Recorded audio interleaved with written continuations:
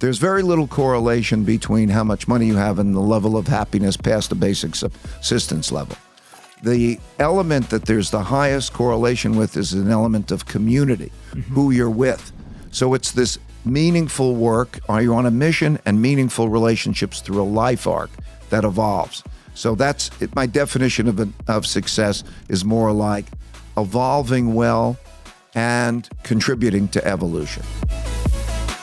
Hello, everyone. Welcome back to On Purpose, the #1 health podcast in the world. Thank you so much for being a part of this community. Thank you for committing to your growth, to your self-development, taking out the valuable time of your lives to use it to become better, to grow, and to learn. You could be doing anything in the world right now, whether you're walking your dog, whether you're commuting, or whether you're at work and trying to learn more. Thank you for making this commitment to wisdom and to knowledge.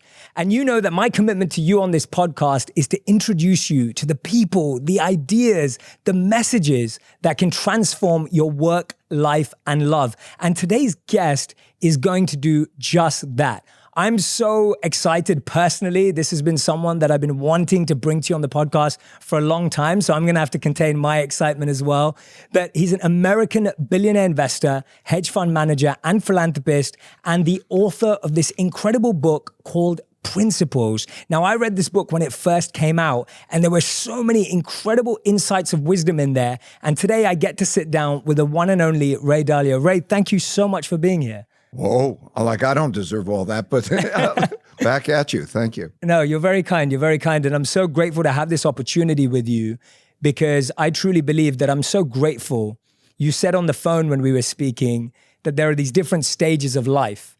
And I'm so grateful that you're at the stage of your life where you are sharing everything you've learned with all of us, because I think there's such a wealth of knowledge that we all have to gain from. So thank you from me and everyone else who's listening and watching for taking this next stage in your life. Well, it's a treat and a responsibility, so I'm happy to do it. Thank you for helping me.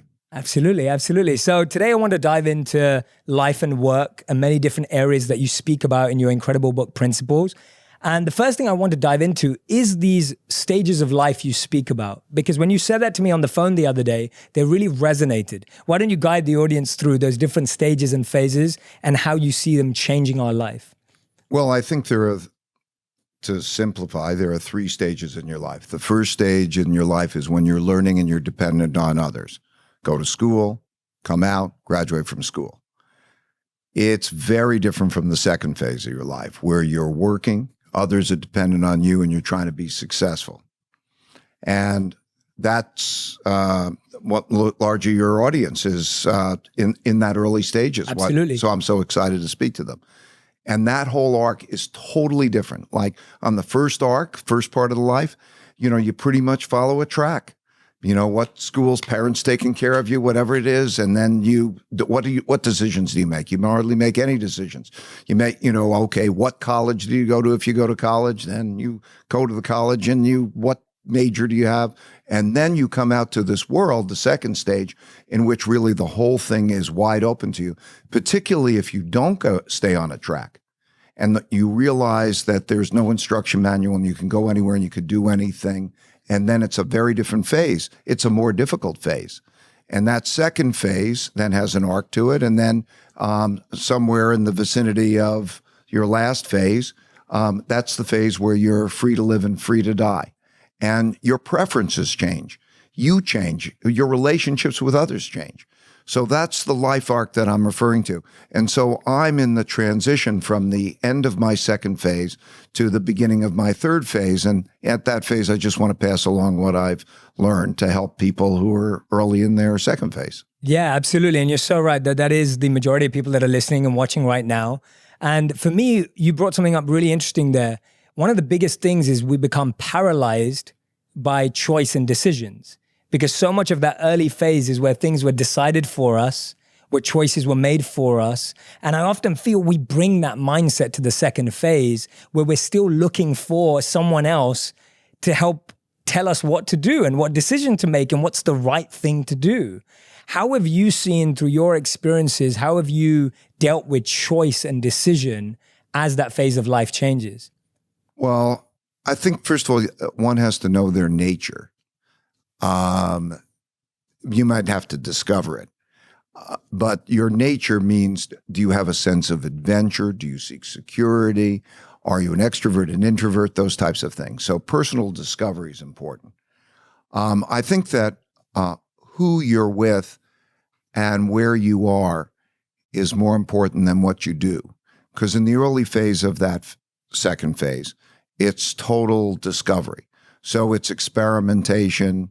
You know, you went to India for 3 years, right? Yes. And that, but if you have that sense of adventure, to let go, you can discover. That's your opportunity. But discover yourself as well as to discover what the choices are like. And then as you move later into that, you'll feel the pulls. And to feel never trapped. We were talking just before we began that so many people say, I can't be that way because my job won't allow it, which is a silly concept because you have the freedom of those choices, even when you have constraining situations. So I think that's the life arc.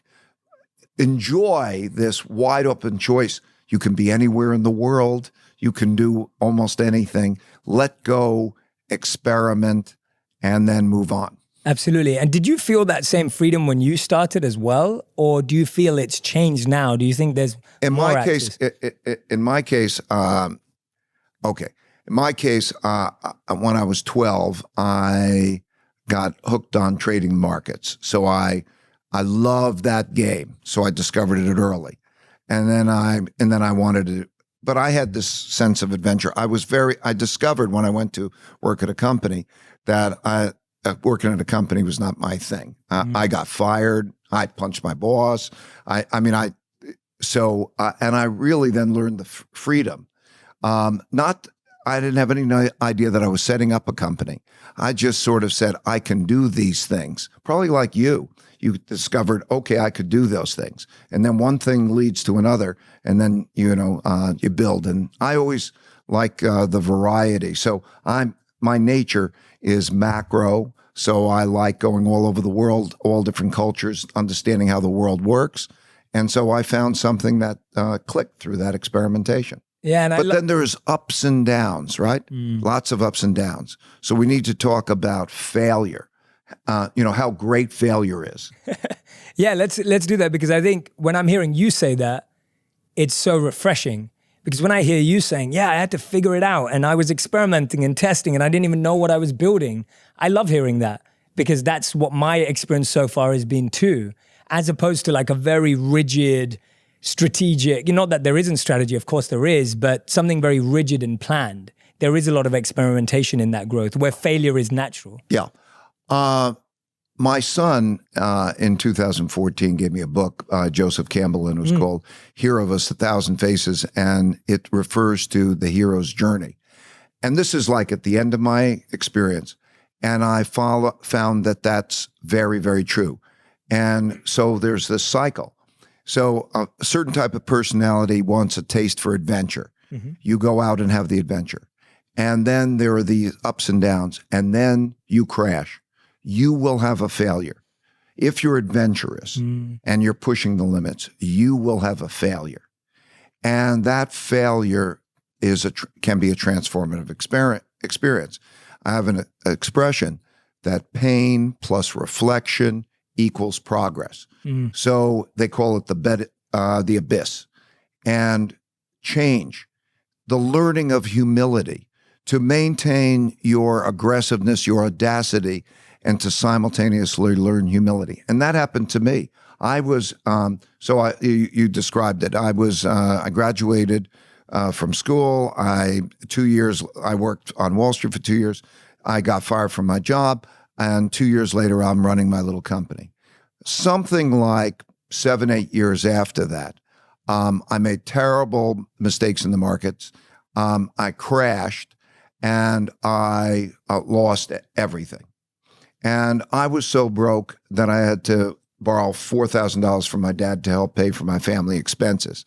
And it was publicly because I was on Wall Street Week and I made all those mistakes. And that was one of the most painful. Pain can be great because it changed my whole perspective to decision making. As I'm saying, it gave me the humility I needed to operate with my audacity. In other words, to simultaneously be bold and aggressive, and also to know that I could be careful. You know, I learned that if you're doing risky things, anybody who does risky things, tightrope walk across buildings or whatever, it's that they also know how to deal with the risks well. So how to be bold and then to learn from the failures. And it changed my whole approach to failure. I began to think of failures like puzzles, that if I could solve the puzzle, I'd get a gem. And the puzzle was, what would I do differently in the future? And the gem I would get would be a principle of how I would deal with the future differently. So understanding that if you press the limits, you're going to fail, and it's okay. And life is a long journey. Failure has a tone to it that it sounds like it's an end.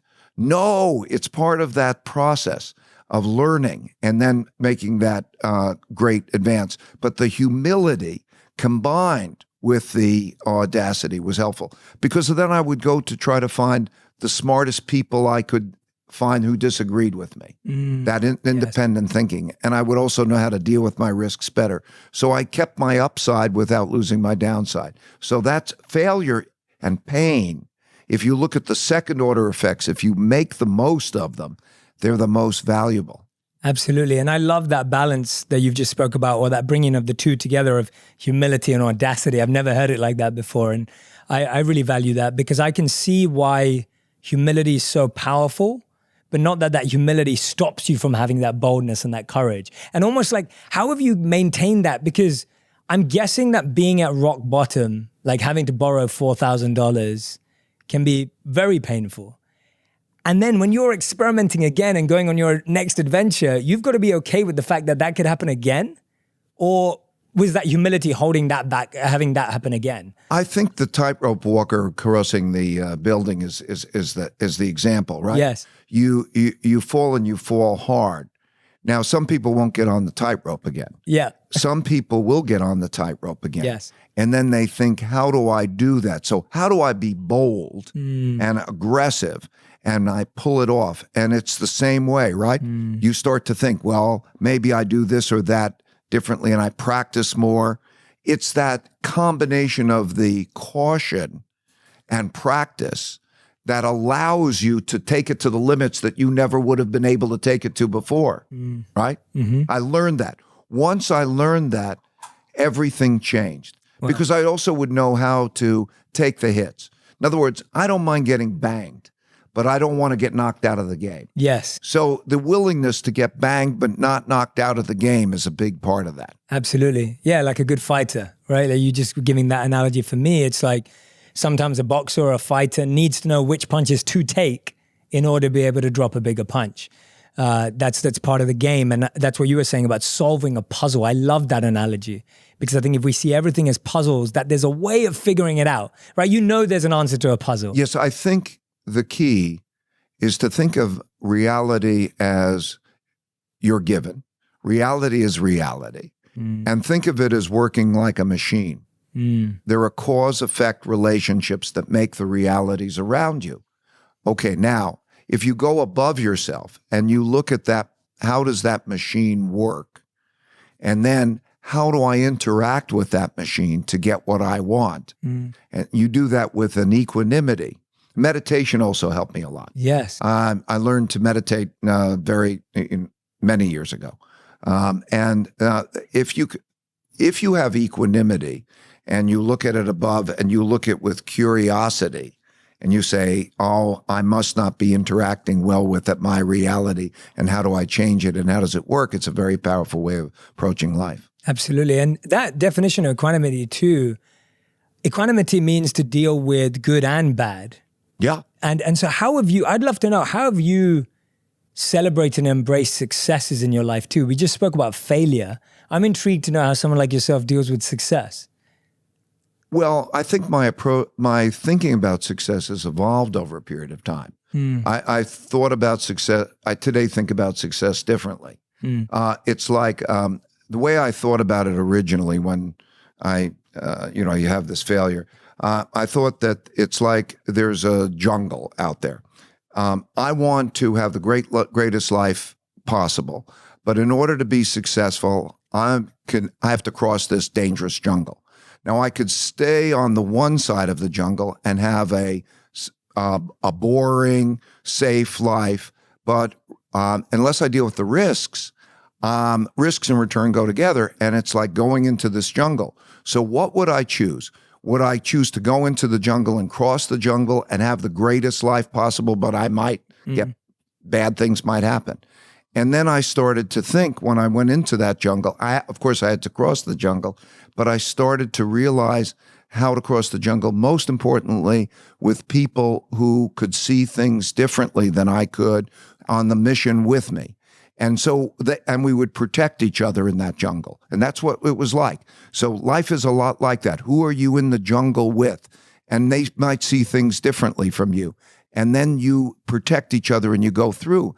And the thing that I discovered was that as I had these successes and failures, and much more successes than failures, I began to realize that I didn't care as much about the success as I cared about the journey. Okay. In other words, I didn't want to get out of the jungle. I didn't want to get to the other side, because it might be like, I don't know, climbing mountains or doing whatever you realize. There's a new peak and there's a new level of success, but it won't keep you happy. Okay. You don't sit there. You want to go on. Yes. And it is the ups and downs of that journey and the striving into becoming better that becomes the new definition of success.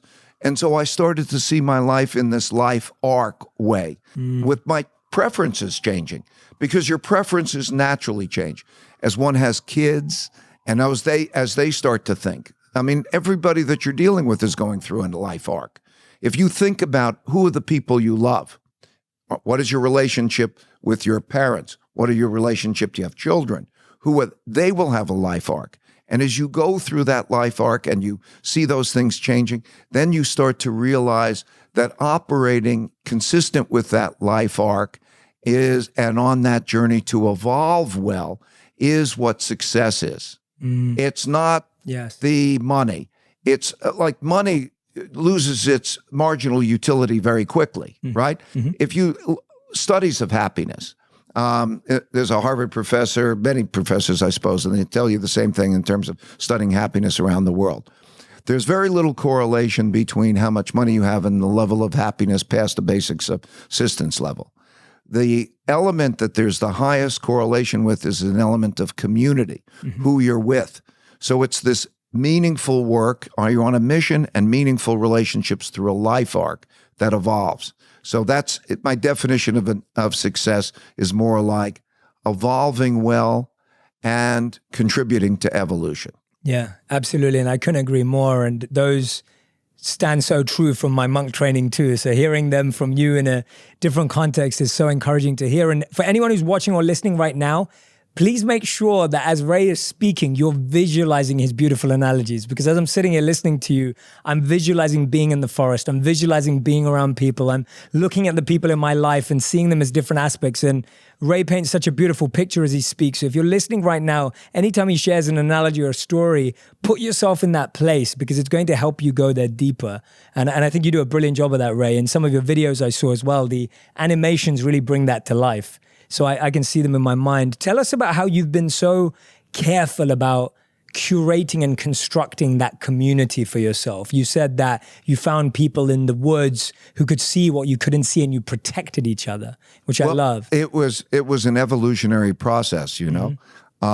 So you're on a mission. You're on a mission. Yes. And you have people who are on the mission with you. Yes. And then you start to, I started to find what do I want in those people and what should the relationship be? And I first just picked people I liked. And I didn't realize how we see things differently, how we process things so differently. Our minds work so differently. And so when you start to see, let's say, there's a big picture thinker, there's a detail thinker. And we all become frustrated with the other person because they, like the big picture says, why are you so hung up with those details? Let's go to the big picture. And the detail thinker thinks, you've got your head in the clouds. Yeah. You've got to come down to the nuts and bolts. And they're both right. And they start to realize that you need each other.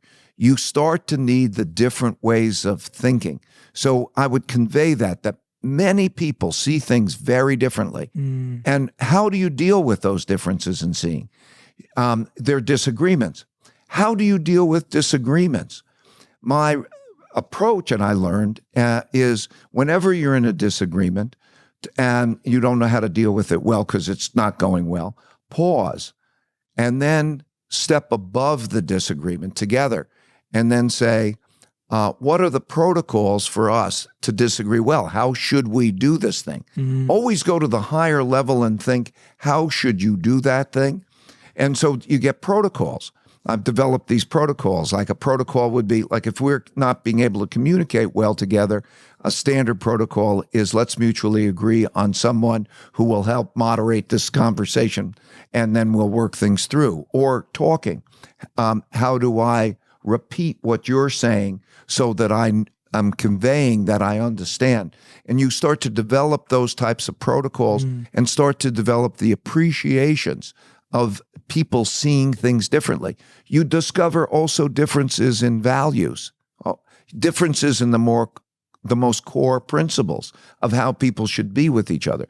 In my case, it was so essential that we're going to be completely, radically truthful and radically transparent with each other, right? And that was my discovery. And it's difficult, but I've also learned that many cases, the difficult things are only the first order consequences. They're difficult. The second order consequences is they're rewarding. And so by being able to have that radical truthfulness and that transparency to demonstrate that there's no spin was a discovery. So there's an evolutionary arc. I would say in my culture, in my building an organization, a community that was beneficial, I'll describe it in one sentence. Yes, please. Long sentence. It's an idea meritocracy. In other words, it's a place where the best ideas win out regardless of hierarchy. So an idea meritocracy, and with the goal in which the goals are meaningful work and meaningful relationships. Meaningful work to be on a mission together, and meaningful relationships is an equal importance of that. And that produces this tough love. So I'll repeat it. I'm saying it too many words.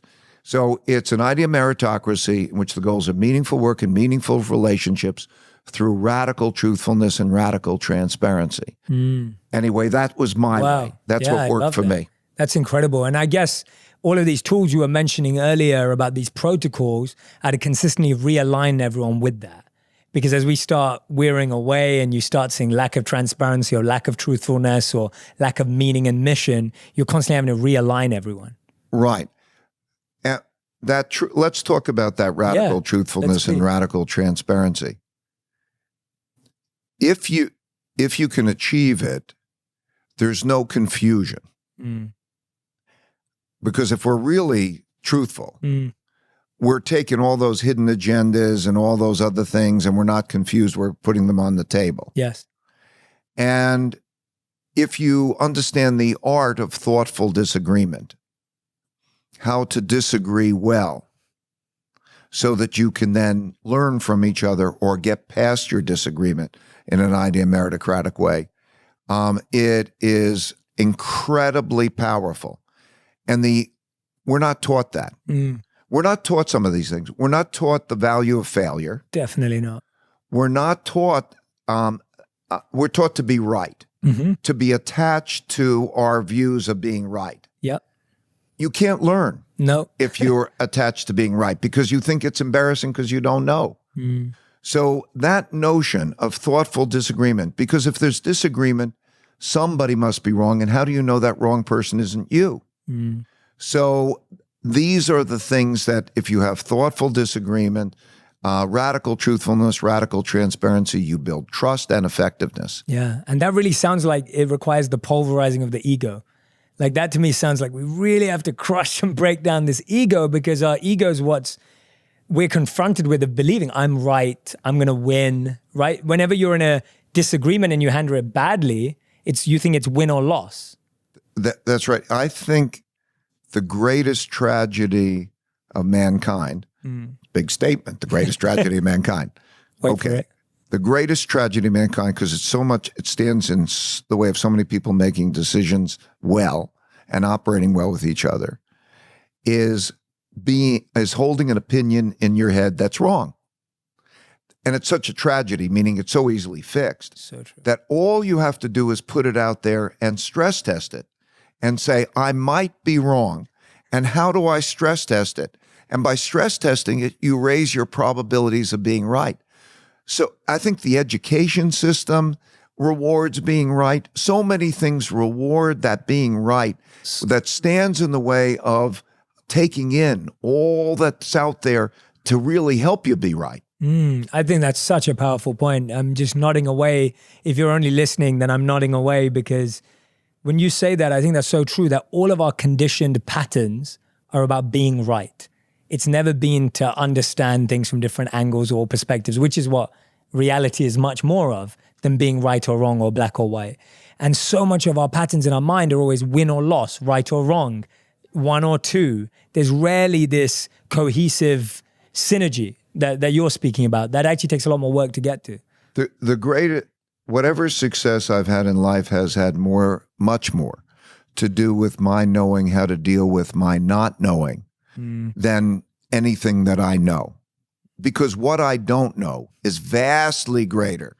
Think about all the experts that you can turn to and all the perspectives that you can get and how much you can learn by what's being out there. And that maximizes, and it's a kick. Yeah, absolutely. Absolutely. One of the things, the other thing which we've already dived into today, you called your book Principles.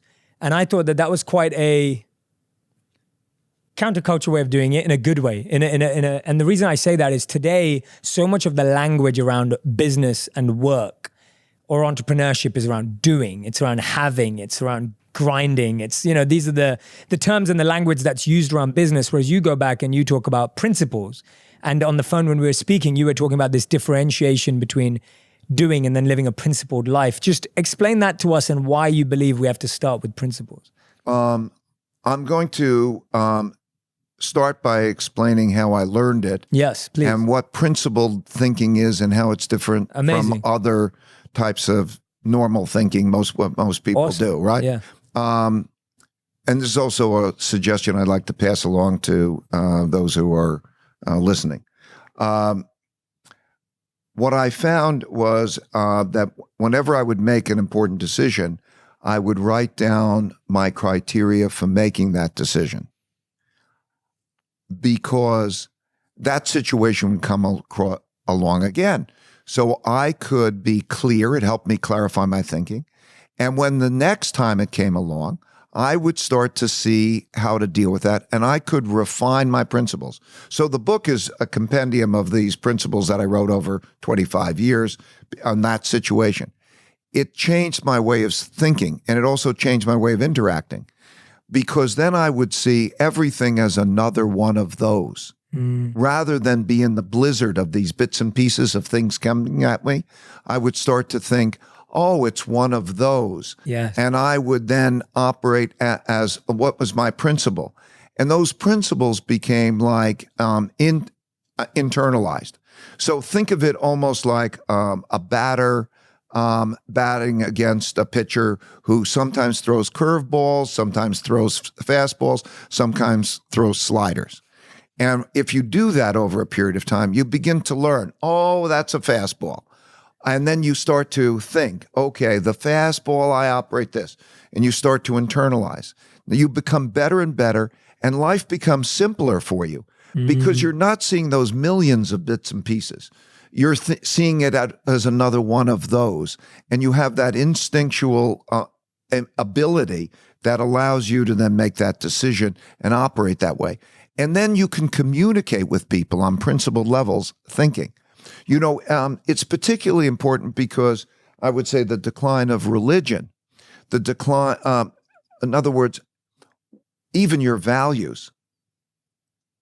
You have to think, what is your religion? If you chose a religion, and it's not a preconditioned religion, what are your values? What are your principles? How do you think life really works? And you're making choices for yourself. That is the form of those principles. So when you start to think about those and you're clear about those and you can communicate with others, you can see whether your principles are aligned with others or not. Because if you don't get along with somebody, and those irreconcilable differences are due to the fact that there are deep differences in principles, not differences in interpretations of things and so on. It's like any great relationship. There'll be arguments along the way, but it is those core beliefs. And by being clear about them, clear to yourself and clear to others, it's very powerful. Yeah, absolutely. I couldn't agree more. It just makes it so much more simpler to navigate, because you're so right that when you don't have that clarity, all you're being attacked with is so much noise. And there's just so many millions of different pieces of noise that are coming at you that you haven't filtered, you haven't clarified, you haven't carefully selected. And that's why we feel so overwhelmed today. We're drowning in all of that noise. And what for? Exactly. Where are you going? What for? What are you seeking to fulfill? What is it in you? Yeah. And I think that this is where I'd recommend everyone who's listening or watching right now, I'd love for you to take a moment to do that exercise in your own time that Ray's just laid out, of really figuring out what are your criteria behind decisions, why you're making those decisions, what's pushing you towards them. For me as well, whenever I have a number of options, what I do is I write down all my options and choices I have, and I write down on top of them why I would take them.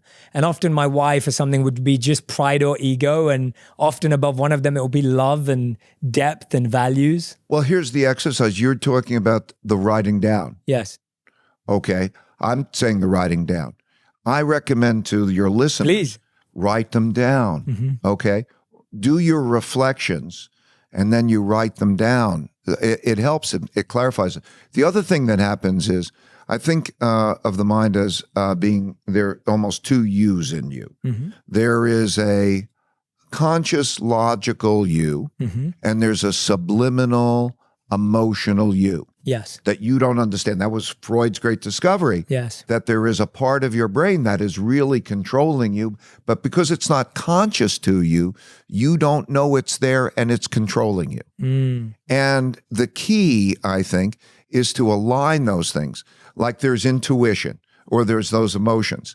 And when they come up and you're seeing yourself doing things, if you can reflect on yourself and align your subliminal with your cerebral, it helps you because you have a double check. That emotional thing, like maybe it's an intuition. Well, maybe it's right and maybe it's wrong. So respect it. It's coming up, but look at it with that logical. And when you achieve that alignment, writing helps you do that. Absolutely. Absolutely. I couldn't agree more. And if you're sitting there going, I'm not a writer, first try. And if after trying, if you still feel you're not a writer, voice note yourself, speak it out to yourself and hear yourself back. Because when you hear, because you're used to listening to other people, you'll also be able to start listening to your subconscious self. And that's going to help you really try and bring that alignment and clarity together. And then you'll start to see that there's a limited number, maybe a few hundred, maybe a couple hundred circumstances or whatever. You're going to start to see everything happens over and over again. You're going to understand yourself better. It's very wonderful. Absolutely. I love that. In one of these principles, you talk about this scale of savoring the experience, savoring life, and then making an impact. And I wanted to know how you reconcile the two and how you've seen them grow together. I think the big choice in life, there are a lot of big choices in life, but is accomplishment versus savoring life. Okay? So, savoring life is smell the roses and what a beautiful day, or that moment, make sure you time with the people that you love and all of that. And then there's the other, which is accomplishment and impact, right? So there is those kinds of choices. And you have to discover yourself well. Where are you and how do you deal with those types of things? I think the most effective is where they align. Right. Okay. That's I think the key. Right. Like to make your work, your passion one and the same, right? That kind of thing. Yes. So that's I think that's the best. Yeah. Okay. Your accomplishment. If you're passionate and then you can maybe have those things align. But that's the choice in life, right? And you could see that in different cultures. Yes. Yeah. And today we see a lot of, with all of the generations that we're in and seeing in work right now, there's a desire to have it all. There's a desire to have great pay, a great job that's meaningful, and have lots of time off to go on holiday and be able to, go out on a Friday night and have a good time. And I feel like this desire to have everything is quite a challenge because then you striving to have all of these different paths. Go on. That's what the second phase of the life is like. First phase of the life is, you learn, and really it's generally a lot of fun. And also, by the way, you think you can conquer the universe. And then you come to this other phase where it's all open and so on.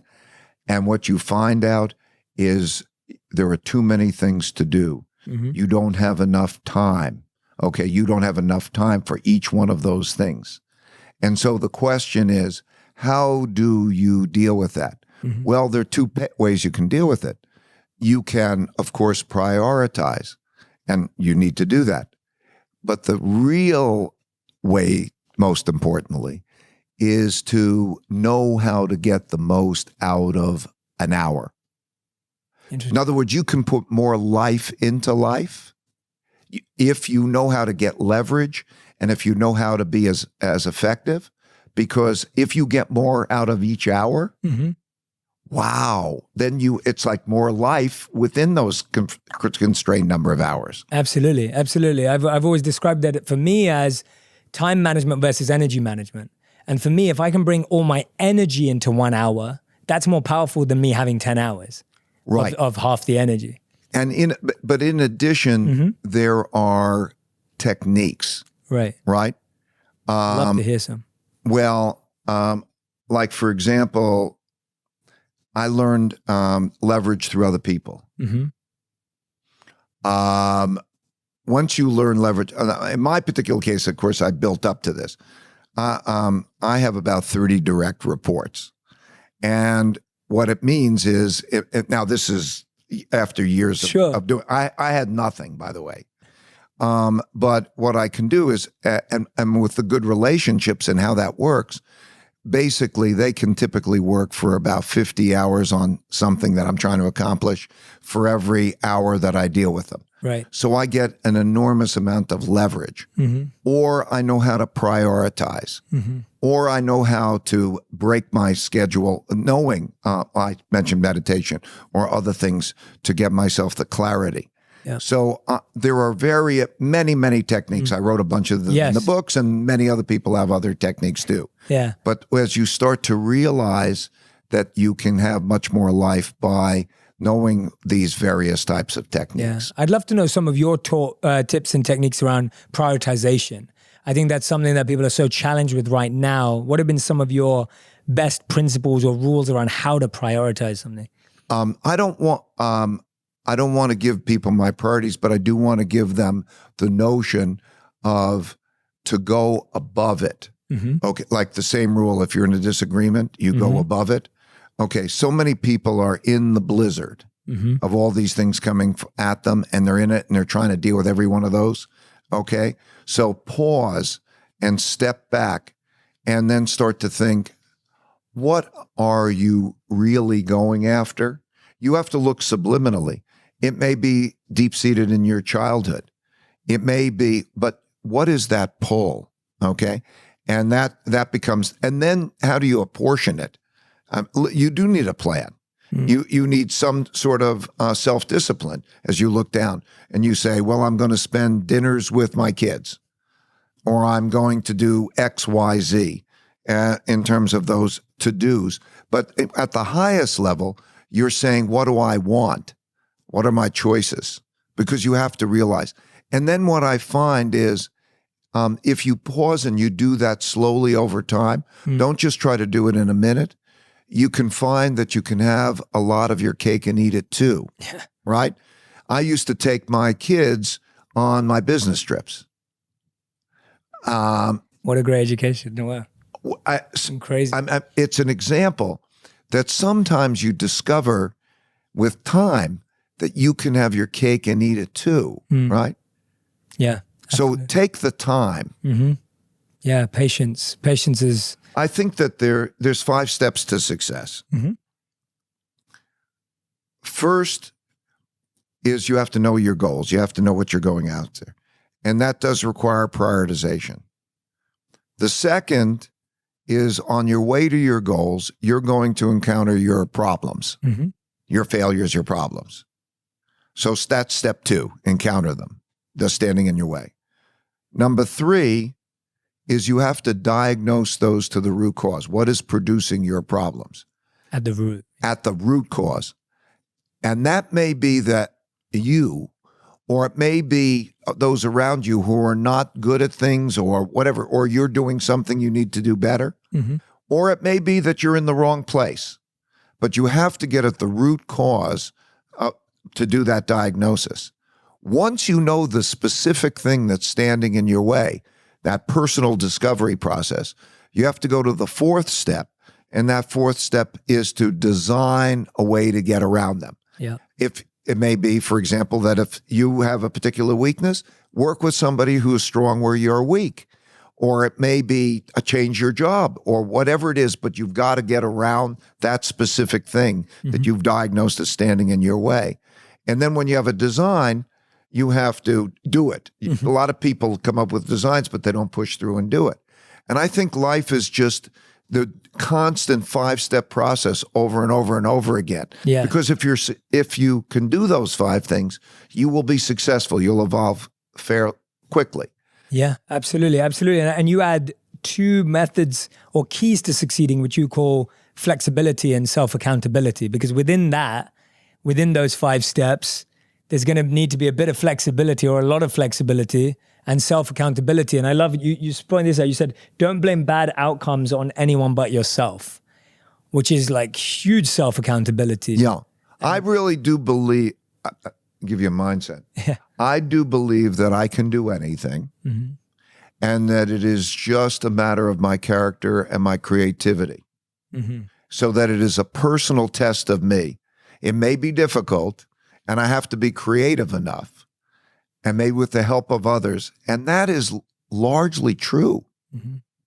Really, if you're creative enough and you don't have to do it yourself, you can get the ideas from other people, and then you are enough character in it to do it. Wow. Absolutely. And I think that's the biggest challenge, that we try and do it all on our own. We think we have to be everything. We think we have to be the face and the background and the side and everything in between. And actually, collaboration, coming together with other people is so much more what has brought success in the world. Yes. When you start to realize that actually you can't see, it's like going from 2 dimensions to 3 dimensions or black and white to color, that when you start to see things through others' eyes, you can see the world in a totally different, much richer way, and you know how to navigate it. It's such a power, such a gift. Yeah, it's amazing. Thank you so much, Ray. Ray, this has been such an incredible experience diving in with you. Anyone who's listening and watching, I hope you've been taking notes. I hope you stopped and did certain activities when Ray and I spoke about them. And Ray, we finish every interview with a final 5, which is our final 5 quick fire round, rapid fire round. So these are answers that are 1 word to 1 sentence maximum. So I'm going to start with the first one. What's one trait you look for in a potential employee? Character. Amazing. Okay, great. Number 2, what is one trait you possess that you believe you got to where you are today? One of your traits. Fear, humility, fear and acceptance of failing. Wow. I love that answer. That's awesome. I was not expecting that. It's a great answer. Sorry, I'm going off on a tangent now because but you can explain that. I love that one. And a taste for adventure, because the joy Yeah. of the adventure, it makes it all worthwhile. And I've come to appreciate the pain. Yeah. What's the best thing you've learned from this transition in your life where you're now passing it on? What's something you've learned from the process of passing lessons on? That it's hard and to let go. To let go of? To let go of caring Right. while caring. Right. Yes. That's such an important point. Absolutely. Yeah. As a teacher, as a guide, as a coach, you can only facilitate growth, but you can't force it. Just let it. Yes, yeah.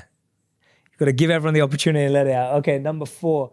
What's one thing in stage 3 you're looking forward to the most, to the stage of life that you're in right now? Well, as Joseph Campbell said, to be free to live and free to die. I think that you're in an arc in which you gain freedom, total freedom, no obligation. The greatest joy now is no obligation. Yeah. I'm free. Yeah. Amazing. And to watch others be successful without me. That is the greatest joy, to watch others to be successful without me. I'm free and they are successful without me. Wow. Amazing. Well, you wrote this book over a number of principles, and the 5th and final question is, what's a principle that you've learned this year, or that you're currently trying to learn or learning or testing this year?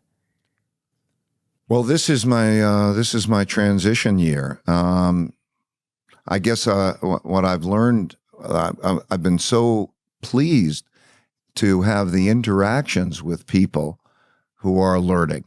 I don't know if it's a principle. It's not a principle, but it's an experience that the interactions that I'm having on social media, the conversations, so many nice people, and the exchanges have just been so beautiful.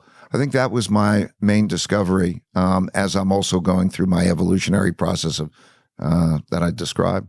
I absolutely love that. That's amazing, Ray. You're absolutely incredible. If anyone loved the conversation today, make sure you go and grab a copy of Principles by Ray Dalio if you haven't already. If you have read the book, which I know many of you are very excited, we were going to have Ray on the podcast, go ahead and follow him on social media and across all the other channels if you don't already. Ray, is there a particular channel that you would prefer everyone to go follow you on? Is there, or every, you've got Facebook, there's Instagram, there's YouTube. Go ahead and follow Ray across all the channels. Thank you so much for listening. Make sure you grab a copy of the book. Today, we just literally scratched the surface of all the incredible principles that are inside. I'd like to add one thing. Sure, please. I put the book and also video case studies and everything in a free app. Mm-hmm. So you don't have to buy a book. You can get the book.